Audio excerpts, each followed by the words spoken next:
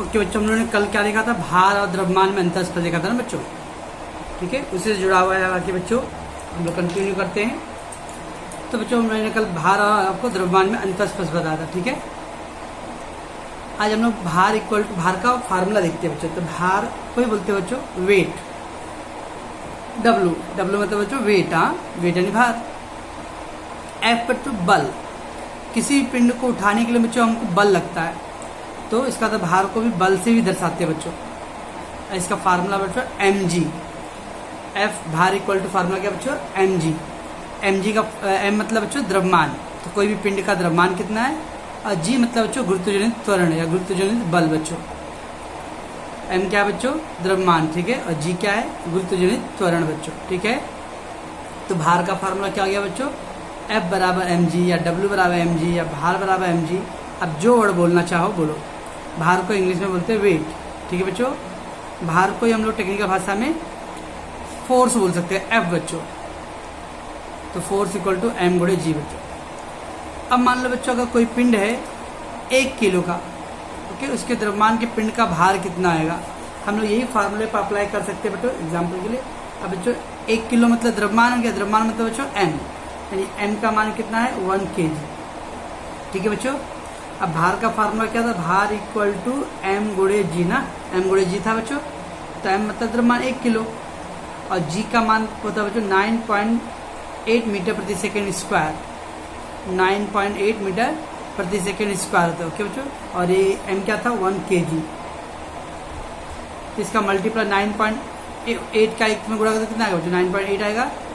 और kg metre प्रति second square को बोलते हैं न्यूटन, क्योंकि भार की इकाई क्या होता है बच्चों? न्यूटन। याद है कुछ कल हम लोग अंतर स्पर्श किए थे, उसमें भार की इकाई न्यूटन होता है और द्रव्यमान की इकाई केजी होता है बराबर। ठीक है बच्चों, इसका मतलब 1 किलो द्रव्यमान वाले पिंड का भार कितना होता है? 9.8 न्यूटन होता है बच्चों। ठीक है, एग्जाम में ऑब्जेक्टिव टाइप क्वेश्चन आ गया बच्चों, 1 किलो द्रव्यमान वाले पिंड का भार कितना आएगा? 9.8 न्यूटन होगा। ठीक है बच्चों। वैसे एक एग्जाम्पल और करते हैं बच्चों। मान लो कि कोई राजू का द्रव्यमान है 75 किलो। अगर राजू का वजन बच्चों 75 किलो है, हाँ, तो उसका पृथ्वी पे भार कितना होगा? जो आप मान लो आप लोग अपने फ्रेंड में कोई मोटा है, उसको चिढ़ाने के लिए बोलते हो धरती पे क्या वजन, कितना भार रख रहा है तू? तो राजू का द्रव्यमान अगर 75 किलो है बच्चों, तो उसका पृथ्वी पे भार कितना आएगा? तो F बराबर फार्मूला क्या था बच्चों? mg ना, F बराबर m कितना किलो है बच्चों? 75 किलो है। ठीक है, तो F बराबर 75 किलो हो गया बच्चों, और गुणे 9.8, तो इसका गुणा करोगे बच्चों तो 735 न्यूटन आएगा। इसका मतलब हुआ बच्चों राजू का वजन 75 किलो है, लेकिन उसका पृथ्वी पर भार कितना रहेगा? 735 न्यूटन होगा बच्चों। 735 सर, यस, न्यूटन। ये इतना किलो है बच्चों। किलो मतलब क्या? कोई द्रव्यमान कल क्या पढ़े थे बच्चों? किसी पिंड के अंदर द्रव्य की मात्रा। कोई भी पिंड बना बच्चों, मान लो अगर ये बना बच्चों, इसको बनाने में क्या क्या मटेरियल लगा रहेगा? उसका वजन। ये बुक से बनो बच्चों, ये बुक बनाने में क्या क्या पदार्थ लगा रहेगा? उसका वजन। लेकिन भार क्या था बच्चों? कोई भी बल, अरे गुरुत्व पिंड पर के विरुद्ध दिशा में उठाने के लिए जितना बल लगता है उसको बोलते हैं भार बच्चों। यानी राजू का द्रव्यमान 75 किलो है, इसको उठाना अगर रहेगा तो हमें करीब 735 न्यूटन बल लगेगा बच्चों। ठीक है बच्चों। अगला क्वेश्चन जो, क्या पृथ्वी के पृष्ठभाग से ऊपर जाने पे भार स्थिर रहता है? जैसे जैसे मान लो बच्चों 1 माले बिल्डिंग पे गए, 2 माले बिल्डिंग, 3 माले बिल्डिंग, 4 माले पे गए, यानी पृथ्वी के पृष्ठभाग से, सतह से, जमीन पर से अगर जैसे जैसे आप ऊपर जाओगे बच्चों, क्या वैसे वैसे आपका भार स्थिर रहेगा? यानी जो था वही रहेगा या बदलेगा बच्चों? क्वेश्चन क्या है बच्चों? पृथ्वी के पृष्ठभाग से ऊपर जाने पर आपका भार स्थिर रहेगा क्या? नहीं यार, हमें कभी भी जमीन की सतह से हम जितना ऊपर जाएंगे, जैसे जैसे ऊपर जाते जाएंगे वैसे वैसे हमारा भार कम होते जाएगा बच्चों। ठीक है बच्चों, पृथ्वी के पृष्ठभाग से जैसे जैसे हम ऊपर जाते वैसे वैसे हमारा भार कम होता जाता है। ठीक है बच्चों, पृथ्वी की सतह से हम जितने ऊपर जाएंगे बच्चों, धीरे धीरे हमारा भार क्या आएगा? अगर कोई मान लो सब ये राजू था बच्चों, पृथ्वी पे कितना भार है उसका? 735 न्यूटन है। लेकिन अगर वो 1 माले की बिल्डिंग, 2 माले की बिल्डिंग, 3 माले की बिल्डिंग गया, 4 माले की बिल्डिंग गया, जैसे जैसे ऊपर जाएगा बच्चों उसका वो भार क्या होगा? और कम होगा। 735, 730, 725 ऐसे आ जाएगा, कम होता जाएगा। ठीक है बच्चों, ध्यान रखना है। कि कोई भी पिंड को अगर पृथ्वी की सतह से यानी पृथ्वी के पृष्ठभाग मतलब जमीन, मान लो बच्चे जमीन है, ये जमीन से जैसे जैसे ऊपर जाएगा बच्चों वैसे वैसे क्या आएगा, उस पिंड का भार में कमी आता जाएगा बच्चों। ओके बच्चों,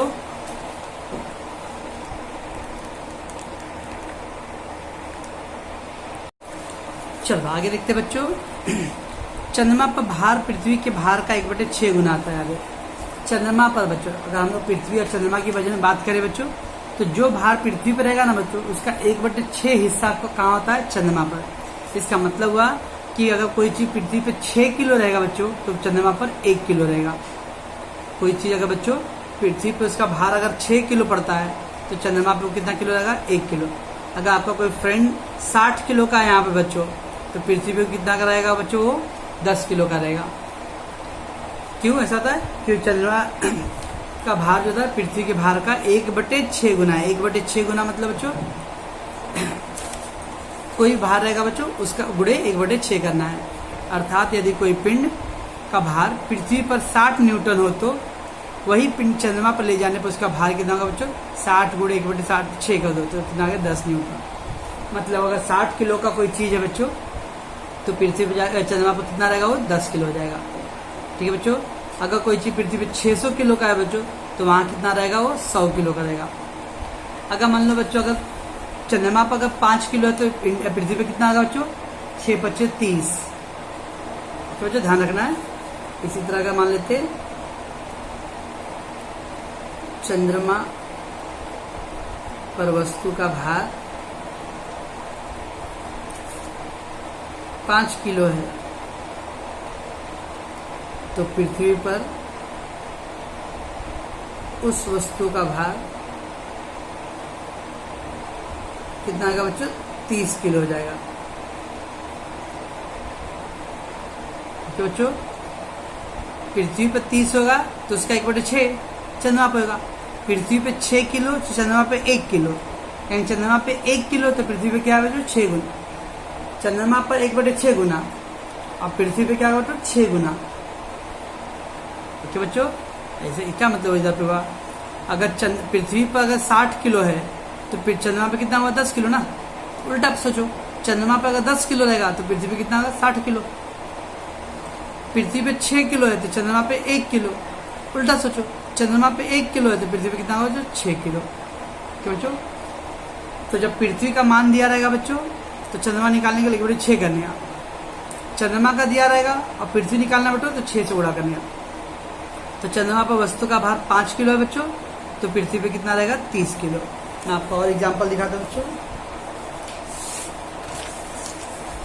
ऐसा बच्चों चंद्रमा, ओके, चंद्रमा पे 8 किलो है बच्चों, तो पृथ्वी पे कितना होगा बच्चों, क्या करेंगे, 8 गुणे 6 तो 8 × 48 किलो ये होगा बच्चों पृथ्वी पे। तो जब अगर चंद्रमा का मान दिया रहेगा बच्चों, तो पृथ्वी पे करने के लिए क्या करना है, गुणा कर देने का।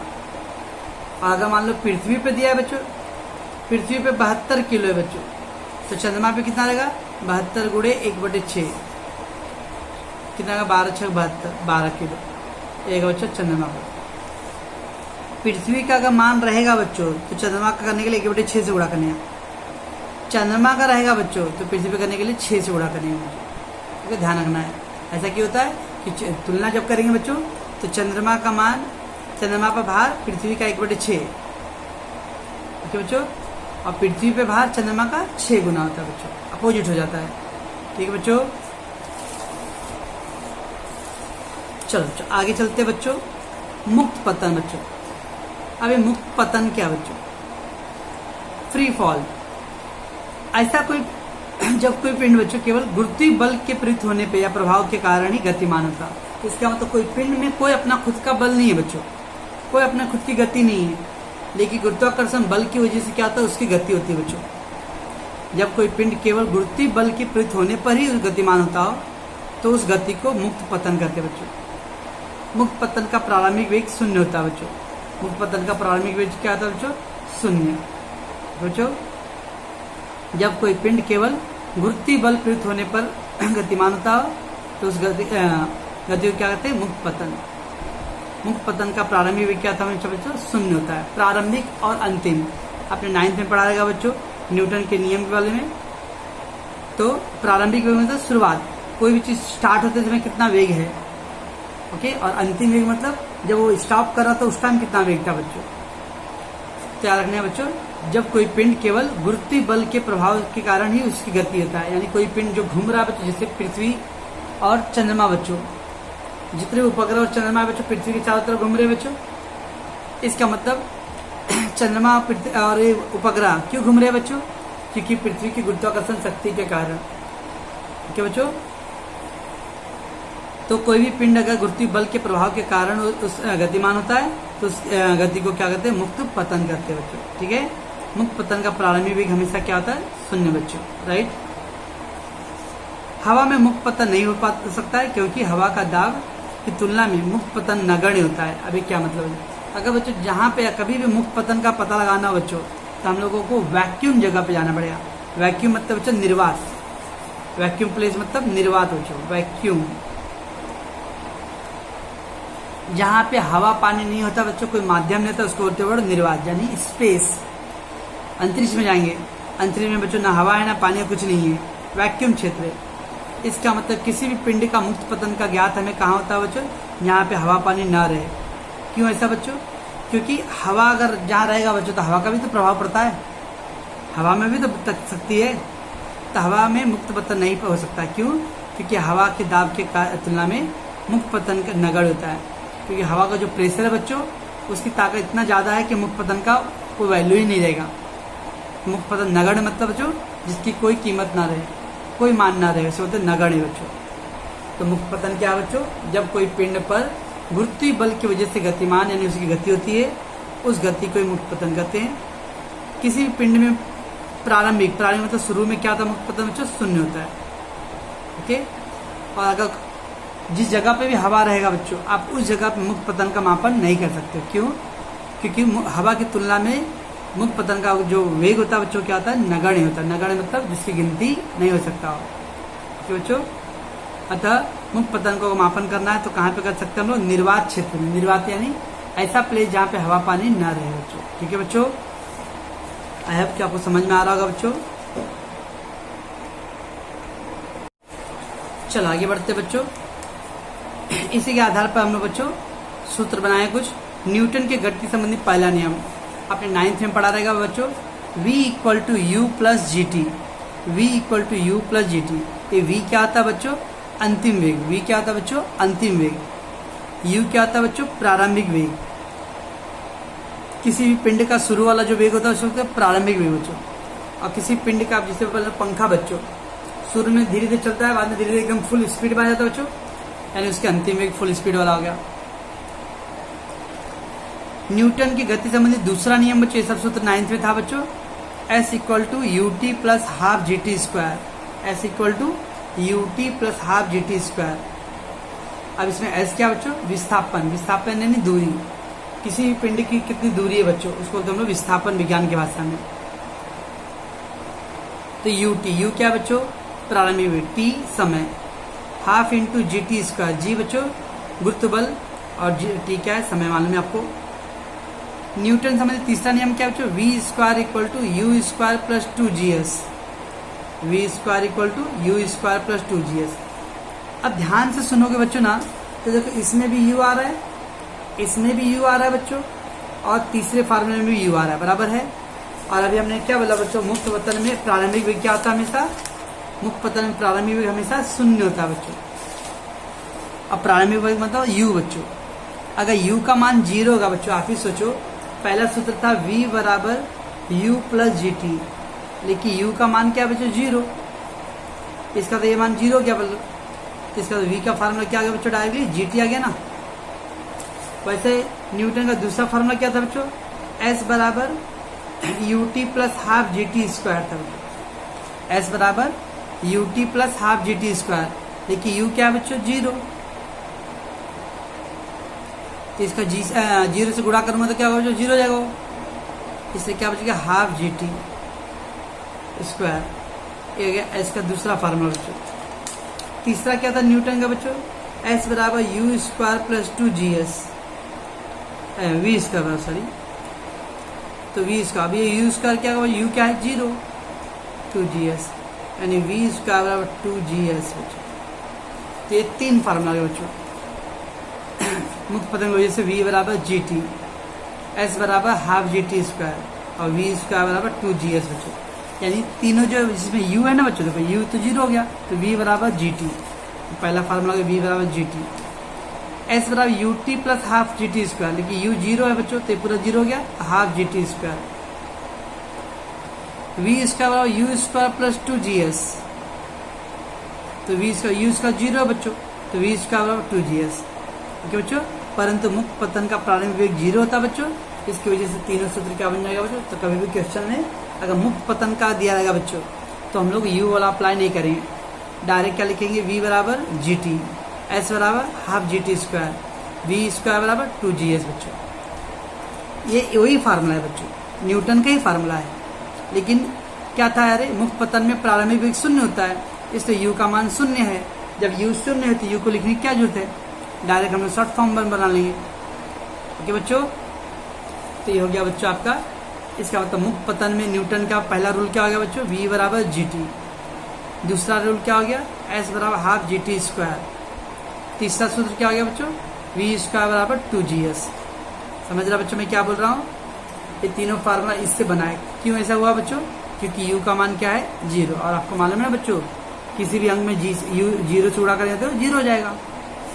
इसलिए तीनों ही केस में ये सब क्या आएगा बच्चों, ये सब क्या हो जाएगा, 0 हो जाएगा, ये 0 हो जाएगा बच्चों। इसलिए V बराबर U GT स्क्वायर, S बराबर UT plus half GT square, V square U square plus 2GS, ये सब U क्या आएगा 0 बच्चों। ठीक है बच्चों, ठीक है बच्चों। चलो ध्यान रखना है कि गणितीय सवाल में वस्तु ऊपर से नीचे गिर रहा है तो G का मान धनात्मक लेंगे। जब भी वस्तु बच्चों ऊपर से नीचे की तरफ आ रहा है, ऊपर से नीचे की तरफ बच्चों, पेड़ से फल गिर रहा हो, ऊपर टेरिस पे कुछ रखा हो, वहां से नीचे कुछ कोई चीज गिरा है बच्चों, तब याद रखना बच्चों G का मान धनात्मक लेने का। क्यों, क्योंकि वो गुरुत्वाकर्षण की तरफ आ रहा है बच्चों, है ना। अगर ऊपर से ऐसा मैं नीचे गिरा रहा हूँ बच्चों, तो पृथ्वी की तरफ आ रहा है ना, इसलिए G का मान धनात्मक रहेगा। तो G बराबर 9.8 मीटर प्रति सेकेंड स्क्वायर। लेकिन बच्चों आपने नीचे से ऊपर कुछ पीछा गेंद फेंका बच्चों, ऊपर रॉकेट ऊपर जा रहा है बच्चों, प्लेन ऊपर उड़ रहा है, परंतु वस्तु को ऊपर सीधे फेंका गया तो उस पिंड की गति गुरुत्वाकर्षण के विपरीत दिशा में जाता है बच्चों, अतः G का मान ऋणात्मक होता है। जब कोई चीज बच्चों नीचे से ऊपर जाएगा, नीचे से ऊपर जाएगा, ओके, तो क्या करना है, G का मान ऋणात्मक लेना है। तो G बराबर -9.8 मीटर प्रति सेकेंड स्क्वायर। ऊपर से नीचे आ रहा है बच्चों, तो G का मान क्या रहेगा बच्चों, प्लस में रहेगा। ओके बच्चों, मान उतना ही रहेगा बच्चों, खाली चिन्ह का। तो ध्यान रखना है, कोई सवाल में दिया है कि कोई चीज ऊपर से नीचे गिर रहा है तो G का मान प्लस में लो, और कोई चीज नीचे से ऊपर जा रहा है बच्चों, तो उसमें G का मान क्या करेंगे हम लोग, माइनस लेंगे बच्चों। ठीक है बच्चों, बस इस तरह से चंद्रमा तथा कृत्रिम उपग्रह पृथ्वी के गुरुत्व बल के कारण ही गतिशील होता है बच्चों। आपको मालूम बच्चों, जितने भी सैटेलाइट है बच्चों, कृत्रिम सैटेलाइट और चंद्रमा, ये सब पृथ्वी के चारों तरफ घूमते हैं। किस वजह से, चंद्रमा पृथ्वी के गुरुत्व बल की वजह से बच्चों। तो चंद्रमा और अभी हम लोग क्या पढ़े बच्चों, कि कोई भी पिंड गुरुत्व बल की वजह से गति होता हो बच्चों, तो उसको क्या बोलते हैं बच्चों, हम लोग मुक्त पतन बोलते हैं। ओके ना, कोई भी पिंड पृथ्वी के गुरुत्वाकर्षण बल या गुरुत्व बल की वजह से गतिमान होता हो तो उसको मुक्त पतन बोलते हैं बच्चों। इसका मतलब चंद्रमा किसकी वजह से गति हो रहा है बच्चों, पृथ्वी के बल की वजह से। इसका मतलब चंद्रमा क्या है, मुक्त पतन का उदाहरण है। कृत्रिम उपग्रह बच्चों, जो अभी हमने चंद्रयान भेजा, मंगलयान भेजा बच्चों, ये ऐसे उपग्रह जो मानव निर्मित है ना बच्चों, उसको तो कृत्रिम, ये भी किसकी वजह से घूमते हैं, गुरुत्व बल की वजह से। अतः चंद्रमा और कृत्रिम उपग्रह मुक्त पतन के क्या है, उदाहरण है बच्चों। ओके बच्चों,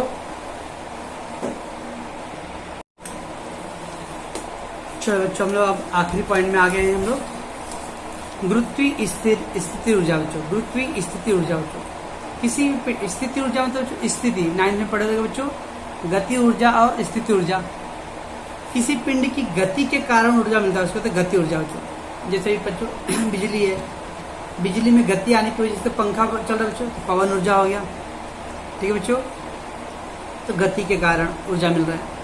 जब कोई पिंड बच्चों स्थित रहता हो और उसके अंदर जो ऊर्जा, जैसे आप कभी खिला मारते हो बच्चों हथौड़ी, ऐसा जोर से तानो आप पहले, तो क्या होगा, आपके हाथ के अंदर वो जो हथौड़ा है उसके अंदर स्थिति ऊर्जा है। जैसे वो खिले पे पड़ता है बच्चों, एक जो प्रहार होता है, तो जो स्थिति ऊर्जा था वो गति ऊर्जा में बदल गया। तो किसी पिंड की विशेष स्थिति के कारण जो ऊर्जा मिलता है बच्चों, उसको बोलते हैं हम लोग स्थितिज ऊर्जा। स्थितिज, स्थित, किसी की स्थिति। बांध, डैम मालूम है बच्चों, डैम, बांध, तो बांध में जो पानी होता है बच्चों उसको संचित करके रखा जाता है। जैसे डैम का गेट खोला जाता है बच्चों, पूरा पानी एकदम तेज लहर के साथ बाहर निकलता है बच्चों। तो डैम के अंदर वो पानी बच्चों रुका हुआ था, स्थिति ऊर्जा बच्चों। जैसे वो पानी आपने छोड़ा है, गेट खोला, वैसे वो गति से, तीव्र गति से बाहर आने लगा, तो क्या होगा बच्चों, स्थितिज। तो स्थिति के कारण जो ऊर्जा मिलता है स्थिति ऊर्जा। जब उसमें कुछ गति दे दिया जाए बच्चों, उसको हम लोग गति ऊर्जा। क्या बच्चों, तो किसी भी पिंड और पृथ्वी के मध्य स्थित गुरुत्वाकर्षण बल के कारण उस पिंड में जो ऊर्जा बनता है, निर्मित होता है बच्चों, उसे ही गुरुत्वीय स्थिति ऊर्जा कहते हैं बच्चों। कोई भी पिंड है बच्चों और पृथ्वी है, पिंड और पृथ्वी के बीच में क्या है बच्चों, गुरुत्वाकर्षण बल है। उस गुरुत्वाकर्षण बल की वजह से क्या होता है बच्चों, उस पिंड के अंदर कुछ ऊर्जा बनता है बच्चों, ऊर्जा निर्मित होता है, उसे क्या बोलते हैं हम तो, गुरुत्वीय स्थिति ऊर्जा बच्चों। मान लो बच्चों एक पृथ्वी है और एक पिंड है बच्चों, पृथ्वी और पिंड है, इसके बीच में क्या है बच्चों, यहाँ पर गुरुत्वाकर्षण है। इस गुरुत्वाकर्षण की वजह से इसके अंदर क्या आ रहा है, कुछ बल, ऊर्जा बन रहा है बच्चों। इस ऊर्जा को क्या बोलेंगे हम लोग, गुरुत्वीय स्थिति ऊर्जा बोलेंगे। ठीक है बच्चों। पिंड पृथ्वी के अनंत दूरी पर होने पर जी का मान शून्य हो जाए। बच्चों मान लो अगर ये है, जैसे जैसे दूर जाते जाएगा बच्चों, एकदम दूरी हो गया वो, उसके बाद क्या होगा, उसका बल धीरे धीरे कम होता जाएगा। किसी पिंड के बच्चों प्रभाव कब तक रहता है, जब उसके क्षेत्र में होता है। जैसे वो एकदम दूर चला गया बच्चों, धीरे धीरे उसका बल क्या होगा, कम हो जाएगा। तो पिंड अगर पृथ्वी से अनंत दूरी पे चला जाए बच्चों, तो उसका स्थिति ऊर्जा क्या होता है, शून्य हो जाता है बच्चों। जिससे पिंड पर गुरुत्वीय बल कार्य करना कम कर देता है या कार्य नहीं करता बच्चों। अतः अनंत दूरी पर स्थित पिंड पर गुरुत्वीय बल क्या होता है, या गुरुत्वीय स्थिति ऊर्जा क्या होता है बच्चों, शून्य होता है। तो याद रखना बच्चों, पिंड पृथ्वी के बाहर अनंत दूरी मतलब ऐसी दूरी पे आ गया बच्चों जहाँ पे गुरुत्वाकर्षण का प्रभाव शून्य हो जाए बच्चों। आप देखते हो बच्चों, अगर पृथ्वी है, मान लो अभी आपने सुना मंगलयान, क्या है बच्चों, मंगलयान पृथ्वी के कक्षा से बाहर जाना ना। इसका मतलब बच्चों, अगर कोई ऐसा ताकत होगा बच्चों जो ज्यादा ताकत लगा के गया, तभी तो पृथ्वी बाहर गया बच्चों। तो गुरुत्वीय स्थिति ऊर्जा मतलब बच्चों वह इस ऊर्जा जो पृथ्वी के अगर क्षेत्र से बाहर चला गया बच्चों, तो उसका मान धीरे धीरे क्या था, शून्य हो जाता है बच्चों। उसको कौन सा क्षेत्र बच्चों, अनंत दूरी। अनंत दूरी पे क्या था बच्चों, गुरुत्वीय स्थिति ऊर्जा का मान क्या था, हमेशा शून्य रहता है बच्चों। ओके, तो गुरुत्वीय स्थिति ऊर्जा क्या है बच्चों, किसी भी पिंड और पृथ्वी के मध्य में क्या पाया जाता है बच्चों, गुरुत्वाकर्षण बल। इसी गुरुत्वाकर्षण बल की वजह से उस पिंड में क्या होता है, ऊर्जा बनता है बच्चों, और उस ऊर्जा को क्या बोलते हैं, गुरुत्वीय पिंड स्थिति ऊर्जा, गुरुत्वीय स्थिति ऊर्जा बच्चों। ओके बच्चों, पिंड पृथ्वी के अनंत दूरी पर होने पर जी का मान शून्य होता है बच्चों। और जब जी का मान शून्य हो जाएगा बच्चों, तो धीरे धीरे क्या होगा, गुरुत्वीय बल का प्रभाव भी कम होता है बच्चों। इसका मतलब हुआ अनंत दूरी पर रखा हुआ कोई भी पिंड बच्चों, उसमें गुरुत्वीय स्थिति ऊर्जा क्या होता है, शून्य होता है बच्चों। ओके बच्चों, चलो आखिरी पार्ट पे है बच्चों, पिंड की गुरुत्वीय स्थिति ऊर्जा का फार्मूला क्या बच्चों, -GM गुणे M। ये दो M है बच्चों, एक कैपिटल M है और एक स्मॉल M है बच्चों। कैपिटल G गुणे कैपिटल M गुणे M बटे R+H बच्चों। इसमें कैपिटल G क्या है बच्चों, आपको मालूम है ना, गुरुत्वीय स्थिरांक है, पढ़े पढ़े बच्चों, कैपिटल G गुरुत्वीय स्थिरांक है। एक कैपिटल M क्या बच्चों, पृथ्वी का द्रव्यमान है, और स्मॉल m क्या बच्चों, वो पिंड का द्रव्यमान है। ये बोला था पृथ्वी और पिंड बच्चों, तो पृथ्वी का द्रव्यमान कैपिटल M से दर्शाएंगे, पिंड का द्रव्यमान स्मॉल m से दर्शाएंगे बच्चों। R क्या बच्चों, पृथ्वी की त्रिज्या है, और H क्या बच्चों, पृथ्वी के पृष्ठभाग से पिंड की ऊंचाई। पृथ्वी का जो पृष्ठभाग है वहां से पिंड कितनी ऊंचाई पे गया है बच्चों, उसको हम लोग H। तो पिंड की गुरुत्वीय स्थिति ऊर्जा का फार्मूला क्या बच्चों, -G गुणे M कैपिटल M गुणे M बटे R+G बच्चों। G क्या बच्चों, गुरुत्वीय स्थिरांक। कैपिटल M क्या बच्चों, पृथ्वी का द्रव्यमान। स्मॉल m क्या बच्चों, पिंड का द्रव्यमान। कैपिटल R क्या बच्चों, पृथ्वी की त्रिज्या, और H क्या बच्चों, पृथ्वी के पृष्ठभाग से उस पिंड की ऊंचाई बच्चों। ओके,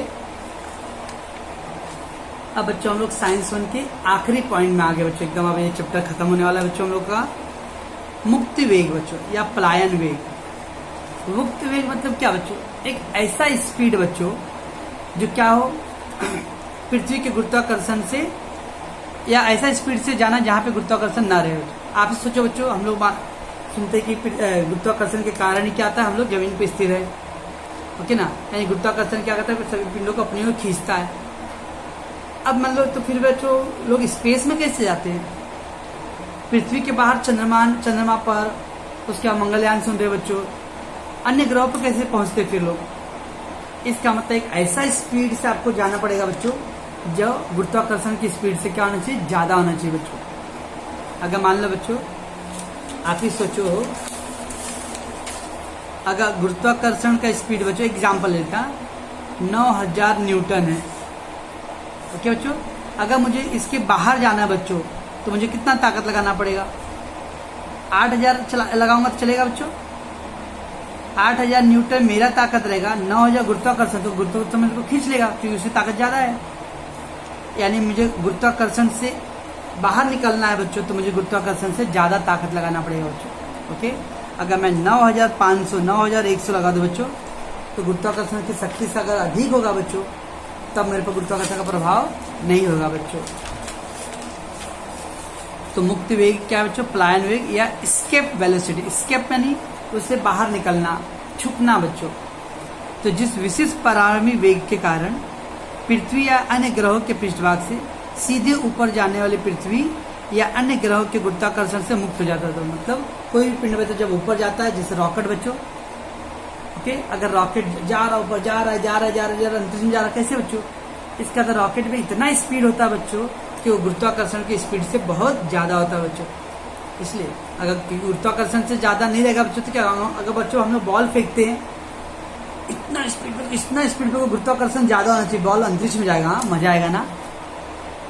लेकिन बच्चों बॉल एकदम ऊंचाई पे जाने के बाद भी वापस आ जाता है, क्यों? क्योंकि हमारी ताकत इतना नहीं है कि हम गुरुत्वाकर्षण के अपोजिट डाल सकते हैं बच्चों। तो रॉकेट में इतना बल डाला जाता है बच्चों कि उसका ऊर्जा इतना या उतना स्पीड वेग बने ताकि वो गुरुत्वाकर्षण से बाहर निकल जाए बच्चों, ओके। तो जिस विशिष्ट प्रारंभिक वेग के कारण पृथ्वी या अन्य ग्रहों के पृष्ठभाग से सीधे ऊपर जाने वाले पृथ्वी या अन्य ग्रहों के गुरुत्वाकर्षण से मुक्त हो जाता बच्चों, उस प्रारंभिक वेग को क्या होता है बच्चों? मुक्त वेग या पलायन वेग बच्चों।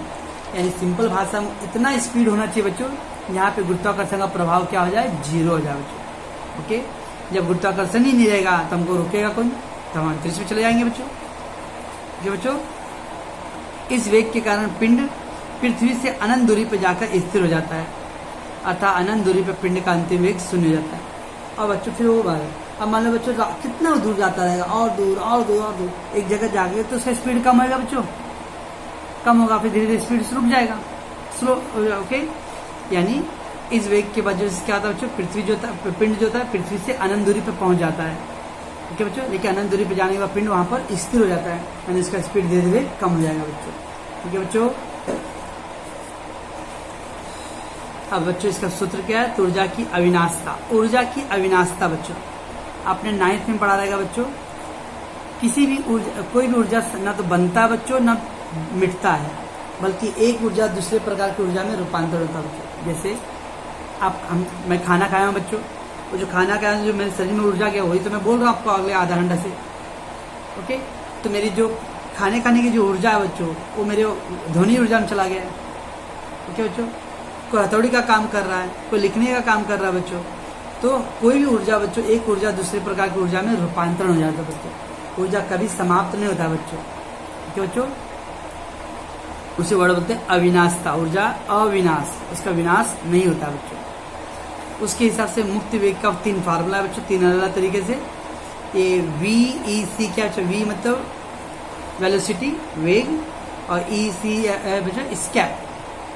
ये बच्चों V क्या है? क्या V मतलब बच्चों वेलोसिटी,